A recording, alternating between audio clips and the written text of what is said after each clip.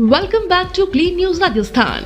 चलिए देखते हैं राजस्थान की 15 फटाफट बड़ी खबरों को।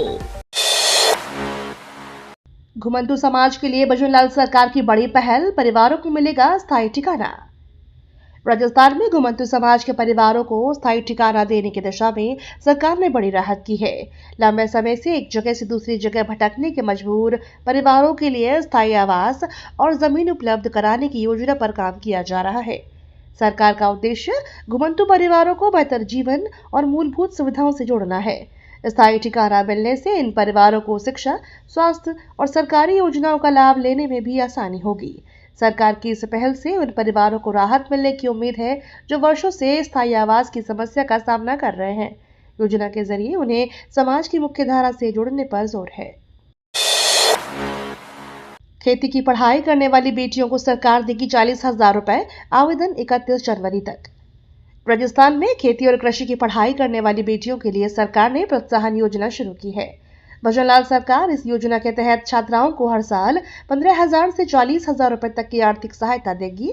योजना का उद्देश्य बेटियों को कृषि शिक्षा के लिए प्रोत्साहित करना और खेती के क्षेत्र में उनकी भागीदारी बढ़ाना है। पात्र छात्राओं निर्धारित प्रक्रिया के तहत योजना का लाभ ले सकेंगी।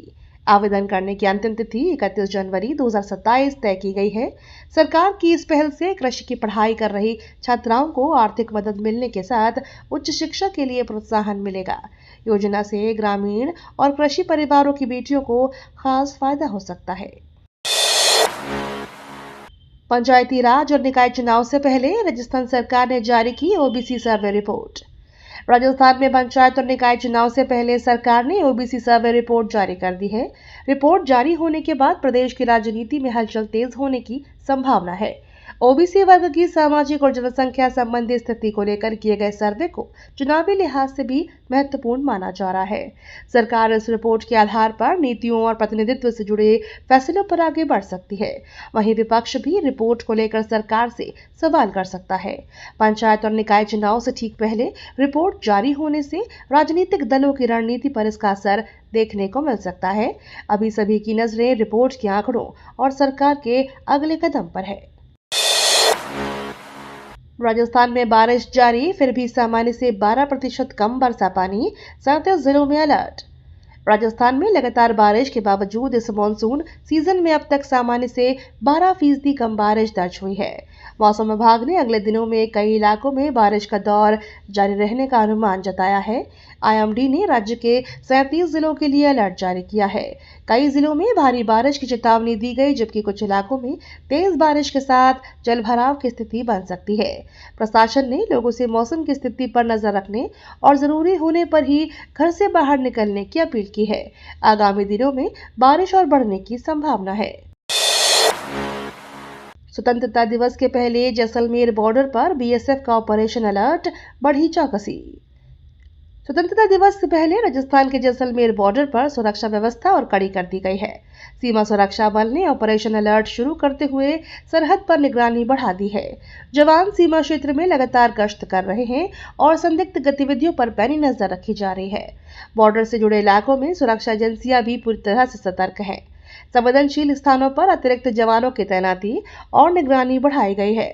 बीएसएफ अधिकारियों ने जवानों को हर स्थिति से निपटने के लिए तैयार रहने के निर्देश दिए हैं। स्वतंत्रता दिवस की सुरक्षा व्यवस्था लगातार हाई अलर्ट पर रहेगी। बीकानेर में जल्द दौड़ेंगी ई बसें, पहली खेप पहुंची 75 बसों का मिला आवंटन। बीकानेर शहर में सार्वजनिक परिवहन को आधुनिक बनाने की तैयारी तेज हो गई है। शहर में 4 ई बसों की पहली खेप पहुंच चुकी है और स्वतंत्रता दिवस के इनके संचालन की तैयारी की जा रही है। बीकानेर को कुल 75 ई बसों का आवंटन मिला है। हालांकि बसें पहुंचने के बाद भी कई जरूरी काम अभी बाकी हैं। इनमें डिपो तैयार करना, चार्जिंग स्टेशन स्थापित करना, कर्मचारियों की भर्ती और बसों के रूट तय करना शामिल है। इन व्यवस्थाओं को पूरा होने के बाद शहरवासियों को प्रदूषण रहित और आधुनिक सार्वजनिक परिवहन की सुविधा मिलने की उम्मीद है। ई बसों से शहर में यातायात व्यवस्था बेहतर होने की भी उम्मीद है। मुख्यमंत्री ने गुप्त वृंदावन धाम में राधा कृष्ण शिला का किया पूजन। मुख्यमंत्री भजनलाल शर्मा ने गुप्त वृंदावन धाम पहुंचकर राधा कृष्ण शिला का विधि विधान से पूजन किया। इस दौरान उन्होंने भगवान राधा कृष्ण के दर्शन कर प्रदेश की सुख समृद्धि और खुशहाली की कामना की। मुख्यमंत्री के मंदिर पहुंचने पर श्रद्धालुओं और स्थानीय लोगों में उत्साह देखने को मिला। मंदिर परिसर में धार्मिक माहौल बना रहा और श्रद्धालुओं ने भक्ति भाव के साथ पूजा अर्चना की। मुख्यमंत्री ने धाम की धार्मिक और आध्यात्मिक महत्ता का भी उल्लेख किया। उनके दौरे को लेकर सुरक्षा के भी विशेष इंतजाम किए गए। पूजन के बाद मुख्यमंत्री ने मंदिर परिसर और आसपास की व्यवस्थाओं का जायजा लिया और धार्मिक स्थलों के विकास पर जोर दिया। 2 महीने बाद बागड़ आएंगे सीएम भजनलाल, करोड़ों की योजनाओं की देंगे सौगात।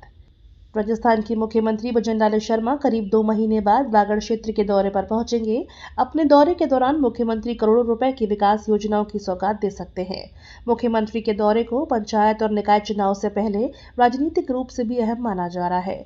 दौरे को लेकर क्षेत्र में सियासी हलचल तेज हो गई है और तैयारियां शुरू होने की उम्मीद है।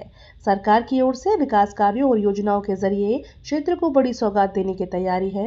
वहीं चुनाव से पहले मुख्यमंत्री का यह दौरा भाजपा के लिए राजनीतिक तौर पर भी महत्वपूर्ण माना जा रहा है। स्थानीय नेताओं और कार्यकर्ताओं में उत्साह बढ़ा है। हर घर तिरंगा अभियान के तहत निकली तिरंगा रैली, देशभक्ति के रंग में रंगे शहर। स्वतंत्रता दिवस से पहले राजस्थान में हर घर तिरंगा अभियान को लेकर लोगों में खासा उत्साह देखने को मिल रहा है। जैसलमेर, बारां समेत कई शहरों में तिरंगा रैली निकाली गई। हाथों में तिरंगा लेकर बड़ी संख्या में लोग रैली में शामिल हुए और भारत माता के जयकारे लगाए। रैली के दौरान पूरा शहर देशभक्ति के रंग में रंगा नजर आया। स्कूल कॉलेज के विद्यार्थियों, सामाजिक संगठनों और स्थानीय लोगों ने बढ़ चढ़कर हिस्सा लिया। जगह जगह तिरंगे के साथ देशभक्ति के गीत और नारों की गूंज सुनाई दी। अभियान का उद्देश्य स्वतंत्रता दिवस के मौके पर लोगों में राष्ट्रीय गौरव और एकता की भावना को मजबूत करना है।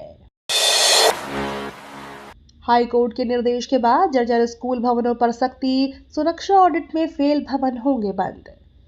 राजस्थान में जर्जर स्कूल भवनों को लेकर सरकार ने सख्ती बढ़ा दी है। हाई कोर्ट के निर्देश के बाद स्कूल भवनों का सुरक्षा ऑडिट कराया जा रहा है। जिन भवनों को सुरक्षा मानकों में फेल पाया जाएगा, उनमें कक्षाएं संचालित नहीं की जाएंगी। विद्यार्थियों की सुरक्षा को प्राथमिकता देते हुए संबंधित विभागों को ऐसे भवनों की पहचान और जरूरी कार्यवाही के निर्देश दिए गए हैं। पुराने और क्षतिग्रस्त भवनों में पढ़ने वाले बच्चों को सुरक्षित स्थान पर शिफ्ट करने की व्यवस्था की जाएगी। सरकार का कहना है कि किसी भी स्कूल में बच्चों की जान जोखिम में डालकर कक्षाएं नहीं चलाने दी जाएंगी। इस कदम से जर्जर स्कूल भवनों पर कार्रवाई तेज होने की उम्मीद है। फूड सेफ्टी ऑफिसर्स की 8 महीने से अटकी सैलरी, स्वास्थ्य मंत्री ने दिए निर्देश। राजस्थान में फूड सेफ्टी ऑफिसर्स की वेतन समस्या को लेकर स्वास्थ्य मंत्री ने गंभीरता दिखाई है। अधिकारियों और कर्मचारियों की करीब 8 महीने से अटकी सैलरी को लेकर स्वास्थ्य मंत्री ने संबंधित अधिकारियों को तुरंत भुगतान के निर्देश दिए हैं। लंबे समय से वेतन नहीं मिलने के कारण फूड सेफ्टी ऑफिसर्स को आर्थिक परेशानियों का सामना करना पड़ रहा था। कर्मचारियों की समस्या सामने आने के बाद मंत्री ने अधिकारियों के मामले की जानकारी ली और लंबित भुगतान जल्द जारी करने को कहा। मंत्री के निर्देशों के बाद अब कर्मचारियों को राहत मिलने की उम्मीद है। विभागीय स्तर पर वेतन जारी करने की प्रक्रिया तेज की जा रही है। राजस्थान में 600 मेडिकल ऑफिसर्स की होगी भर्ती, मंत्री ने दी मंजूरी, जल्द जारी होगी विज्ञप्ति। राजस्थान के सरकारी अस्पतालों में मेडिकल ऑफिसर्स की कमी दूर करने की दिशा में बड़ा फैसला लिया गया है। चिकित्सा मंत्री गजेंद्र सिंह खीवसर ने मेडिकल ऑफिसर्स के 600 पदों पर भर्ती के प्रस्ताव को मंजूरी दे दी है। भर्ती की विज्ञप्ति जल्द जारी होने की उम्मीद है। लंबे समय से डॉक्टरों की कमी से जूझ रहे सरकारी अस्पतालों के लिए यह भर्ती महत्वपूर्ण मानी जा रही है। नई मेडिकल ऑफिसर्स की नियुक्ति से अस्पतालों में चिकित्सा सेवाओं को मजबूत करने में मदद मिलेगी। सरकार का फोकस सरकारी स्वास्थ्य व्यवस्था में खाली पदों को भरने और मरीजों को बेहतर इलाज उपलब्ध कराने पर है। भर्ती प्रक्रिया शुरू होने के बाद बड़ी संख्या में चिकित्सा अभ्यर्थियों को रोजगार का अवसर मिलेगा। बाल गोपाल योजना में दूध की कमी पर भड़के गहलोत, भाजपा पर लगाया बड़ा आरोप। बाल गोपाल योजना में बच्चों को दूध उपलब्ध कराने को लेकर पूर्व मुख्यमंत्री अशोक गहलोत ने भाजपा सरकार पर निशाना साधा है। योजना में दूध की कमी की खबरों पर गहलोत ने नाराजगी जताते हुए आरोप लगाया कि भाजपा सरकार जल कल्याणकारी योजनाओं को बंद करने की साजिश कर रही है। उन्होंने कहा कि बच्चों के पोषण से जुड़ी योजना में किसी भी तरह की लापरवाही नहीं होनी चाहिए। गहलोत ने सरकार से योजना को सुचारू रूप से जारी रखने और बच्चों को नियमित रूप से दूध उपलब्ध कराने की मांग की है। इस मुद्दे को लेकर राजस्थान की राजनीति में एक बार फिर भाजपा और कांग्रेस आमने सामने नजर आ रही है। जयपुर में नई डिजिटल सेवा शुरू, घर बैठे मिलेंगी सरकारी और नागरिक सुविधाएं। जयपुर वासियों के लिए डिजिटल सेवाओं को लेकर नई सुविधा शुरू की गई है। इसके जरिए लोग घर बैठे कई सरकारी और नागरिक सेवाओं के लिए आवेदन कर सकेंगे। इतना ही नहीं, आवेदन करने के बाद उनकी स्थिति भी ऑनलाइन देखी जा सकेगी। अधिकारियों के मुताबिक इस डिजिटल सेवा का मुख्य उद्देश्य लोगों को सरकारी कार्यालयों के बार बार चक्कर लगाने से राहत देना है। ऑनलाइन व्यवस्था से सेवाओं की प्रक्रिया आसान और तेज होने के साथ पारदर्शिता बढ़ने की उम्मीद है। नागरिकों को अब कई जरूरी कामों के लिए घर से बाहर जाने की जरूरत नहीं पड़ेगी। प्रशासन का फोकस डिजिटल माध्यम से बेहतर और सुविधाजनक सेवाएं उपलब्ध कराने पर है। एनओसी के बाद भी सड़क निर्माण रुका, ग्रामीणों ने नैनवा और दुगारी बासी मार्ग जाम किया। एनओसी मिलने के बावजूद सड़क निर्माण शुरू नहीं होने से ग्रामीणों का गुस्सा फूट पड़ा। नाराज ग्रामीणों ने नैनवा दुगारी बासी मार्ग पर करीब 2 घंटे तक जाम लगा दिया। ग्रामीणों का आरोप है कि प्रशासनिक मंजूरी मिलने के बाद भी सड़क निर्माण कार्य में लगातार देरी की जा रही है। जाम के कारण सड़क के दोनों ओर वाहनों की लंबी कतारें लग गईं। सूचना पर पुलिस और प्रशासनिक अधिकारी मौके पर पहुंचे और ग्रामीणों से समझाइश की। अधिकारियों ने जल्द निर्माण कार्य शुरू कराने का आश्वासन दिया, जिसके बाद ग्रामीणों ने जाम हटाया। ग्रामीणों ने मांग पूरी नहीं होने पर दोबारा आंदोलन की चेतावनी दी। जयपुर में मनचलों पर कालिका की नजर, पेट्रोलिंग यूनिट ने 1500 को भेजा हवालात। जयपुर में महिलाओं और युवतियों से छेड़छाड़ करने वाले मनचलों पर पुलिस की कालिका पेट्रोलिंग यूनिट लगातार कार्यवाही कर रही है। शहर में महिला सुरक्षा को मजबूत करने के लिए तैनात यह यूनिट संवेदनशील इलाकों में लगातार गश्त करती है। पुलिस के मुताबिक अभियान के दौरान करीब 1500 मनचलों और संदिग्ध युवकों के खिलाफ कार्रवाई की मांग की गई है। टीम सार्वजनिक स्थानों, बाजारों और महिलाओं की आवाजाही वाले क्षेत्रों में निगरानी रख रही है। पुलिस का मकसद मनचलों में कानून का डर पैदा करना और महिलाओं को सुरक्षित माहौल देना है। अधिकारियों ने कहा कि महिलाओं से बदसलूकी करने वालों पर आगे भी सख्त कार्रवाई जारी रहेगी। अब डीप फेक की हकीकत खोलेगा आईआईटी जोधपुर मद्रास का साक्ष्य। एआई एजेंट बताएंगे पूरी कहानी। डीप फेक वीडियो की सच्चाई पता लगाने के लिए आईआईटी जोधपुर और आईआईटी मद्रास मिलकर साक्ष्य नाम से प्रोजेक्ट पर काम कर रहे हैं। इनका मकसद फर्जी और एडिट किए गए वीडियो की पहचान करना है। प्रोजेक्ट पूरा होने के बाद इसमें एआई एजेंट की मदद से किसी भी वीडियो की पूरी कहानी सामने लाने की कोशिश होगी। एआई एजेंट वीडियो के कंटेंट, उसमें हुए बदलाव और संदिग्ध हिस्सों का विश्लेषण कर सकेंगे। इससे यह पता लगाने में मदद मिलेगी कि वीडियो असली है या उसमें छेड़छाड़ की गई है। सोशल मीडिया के दौर में डीप फेक के बढ़ते खतरे को देखकर यह तकनीक काफी अहम मानी जा रही है। काली सिंध नदी उफान पर, नौनेरा बैराज से 1 लाख क्यूसेक पानी छोड़ा, बढ़ेगा बहाव। काली सिंध नदी में लगातार बढ़ते जलस्तर के चलते हालात गंभीर हो गए हैं। नौनेरा बैराज से फिलहाल करीब 1 लाख क्यूसेक पानी छोड़ा जा रहा है। जलस्तर और बढ़ने की संभावना को देखते हुए पानी की निकासी बढ़ाकर 2 लाख क्यूसेक तक की जा सकती है। प्रशासन ने नदी के आसपास के इलाकों में अलर्ट जारी कर लोगों को सतर्क और सुरक्षित रहने की सलाह दी है। निचले इलाकों में रहने वाले लोगों को विशेष सावधानी बरतने को कहा गया है। नदी में तेज बहाव के कारण आसपास के क्षेत्रों में खतरा बढ़ गया है। प्रशासन और जल संसाधन विभाग की टीमें लगातार स्थिति पर नजर बनाए हुए है। डांगावास हत्याकांड में 40 आरोपियों के बरी होने पर विरोध, सड़क पर उतरा दलित समाज। डांगावास हत्याकांड मामले में 40 आरोपियों के बरी होने के बाद विरोध तेज हो गया है। फैसले के खिलाफ दलित समाज के लोगों ने सड़कों पर उतरकर प्रदर्शन किया। प्रदर्शनकारियों ने मामले में न्याय की मांग करते हुए दोषियों के खिलाफ कार्यवाही की मांग उठाई। बड़ी संख्या में लोग एकजुट हुए और अपना आक्रोश जताया। प्रदर्शन के चलते इलाके में पुलिस और प्रशासन की मौजूदगी बढ़ाई गई। प्रदर्शनकारियों का कहना है कि मामले में पीड़ित परिवारों को न्याय मिलना चाहिए। उन्होंने सरकार से फैसले की समीक्षा और कानूनी स्तर पर उचित कदम उठाने की मांग की। विरोध के चलते क्षेत्र में माहौल गर्म बना हुआ है। नाहरगढ़ बायोलॉजिकल पार्क में शहरों की मौजूदगी, लॉयन कंजर्वेशन को मिला मजबूत आधार। जयपुर के नाहरगढ़ बायोलॉजिकल पार्क में शेरों की मौजूदगी से राजस्थान में लॉयन कंजर्वेशन की उम्मीदें मजबूत हुई हैं। पार्क में शेरों की मौजूदगी वन्यजीव संरक्षण के लिहाज से महत्वपूर्ण मानी जा रही है। इससे प्रदेश में शेरों के संरक्षण और उनके अनुकूल वातावरण तैयार करने की संभावनाओं को बल मिला है। वन विभाग और विशेषज्ञों की नजर शेरों के स्वास्थ्य, व्यवहार और अनुकूलन पर बनी हुई है। राजस्थान में लॉ एंड कंजर्वेशन को लेकर लंबे समय से प्रयास किए जा रहे हैं। नाहरगढ़ बायोलॉजिकल पार्क में शेरों की मौजूदगी इन प्रयासों को आगे बढ़ाने में अहम भूमिका निभा सकती है। इससे वन्यजीव पर्यटन को भी बढ़ावा मिलने की उम्मीद है। राजस्थान में खनन से सरकारी खजाना भरा, प्रभावित गांव की झोली खाली। राजस्थान में खनन से सरकार को लगातार राजस्व मिल रहा है, लेकिन खनन प्रभावित गांव की तस्वीर अब भी चिंता बढ़ा रही है। पर्यावरण सुधार और स्थानीय लोगों के जीवन स्तर को बेहतर बनाने के लिए बने डिस्ट्रिक्ट मिनरल फाउंडेशन ट्रस्ट यानी DMFT पर सवाल उठ रहे हैं। आरोप है कि यह फंड अब प्रभावित क्षेत्रों की जरूरतों के बजाय सरकार और विधायकों की पसंदीदा योजनाओं पर खर्च हो रहा है। जिन गांवों से खनिज संपदा निकाली जा रही है, वहां बुनियादी सुविधाओं की स्थिति कई जगह कमजोर है। ऐसे में DMFT फंड के इस्तेमाल और उसकी निगरानी को लेकर सवाल खड़े हो रहे हैं। झालावाड़ में मूसलाधार बारिश से हाहाकार, स्कूल जलमग्न, बांधों के गेट खुले।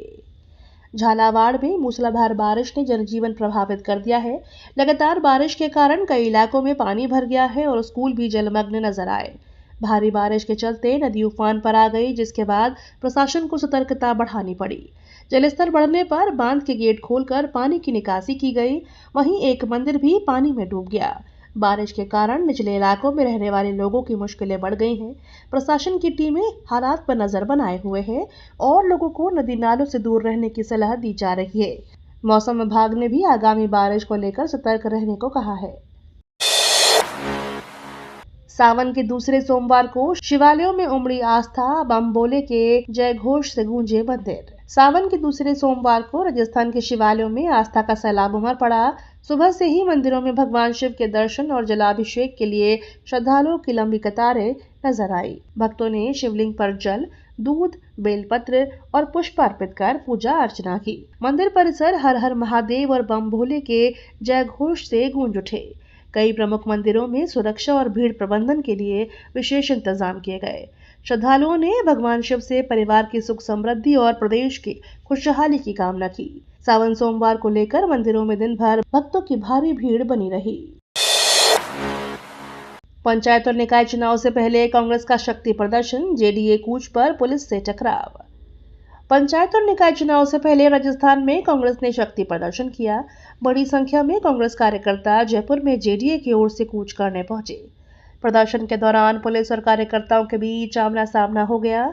पुलिस ने प्रदर्शनकारियों को रोकने की कोशिश की, जिसके बाद दोनों पक्षों के बीच धक्का मुक्की और तीखी नोकझोंक देखने को मिली। कांग्रेस कार्यकर्ता सरकार के खिलाफ नारेबाजी करते हुए अपनी मांगों को लेकर प्रदर्शन कर रहे थे। मौके पर पुलिस का भारी जब्ता तैनात रहा। कांग्रेस नेताओं ने सरकार पर जनहित के मुद्दों की अनदेखी करने का आरोप लगाया और आंदोलन जारी रखने की चेतावनी दी। जयपुर में सांवलिया सेठ के नाम से PG चला तो भगवान को चढ़ाया चांदी का छत्र। जयपुर में आस्था और कृतज्ञता का अनोखा मामला सामने आया है। एक व्यक्ति ने सांवलिया सेठ के नाम से शुरू किया गया PG अच्छा चलने पर भगवान को चांदी का छत्र अर्पित किया। श्रद्धालुओं ने अपनी सफलता का श्रेय भगवान सांवलिया सेठ को देते हुए करीब 112 ग्राम वजन का चांदी का छत्र चढ़ाया। मंदिर में विधि विधान से पूजा अर्चना के बाद यह छत्र भगवान को समर्पित किया गया। श्रद्धालु का मानना है कि भगवान की कृपा से उसका कारोबार अच्छी तरह से चल रहा है। इस अनोखी भेंट की चर्चा लोगों के बीच भी हो रही है। श्रद्धालुओं ने आगे भी भगवान के प्रति अपनी आस्था बनाए रखने की बात कही। ये तो थी राजस्थान की बड़ी खबरें। रोजाना सबसे पहले अपडेट पाने के लिए क्लीन न्यूज राजस्थान को अभी सब्सक्राइब करें।